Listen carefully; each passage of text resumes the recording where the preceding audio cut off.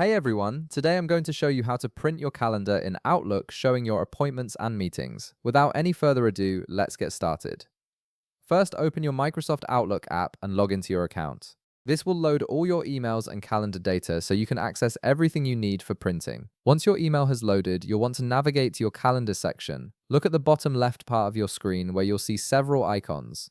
Click on the calendar icon to open your calendar view. This is where all your appointments, meetings, and events are displayed, and it's the section you'll be working with to print your schedule. Now that your calendar menu has opened, direct your attention to the top part of your screen where all your tools and menu options are located. You'll see several tabs like Home, Send or Receive, and File. Go ahead and click on the File tab. This will open a drop-down menu with various options for managing your Outlook settings and files. From the File menu, look for and click on the Print option. This will take you to the print settings page where you can customize how your calendar will appear on paper. You'll notice several print style templates available, each designed for different calendar viewing needs. Here's the important part. Under the print settings section, you'll see different style options for how your calendar can be printed. Click on Calendar Details Style.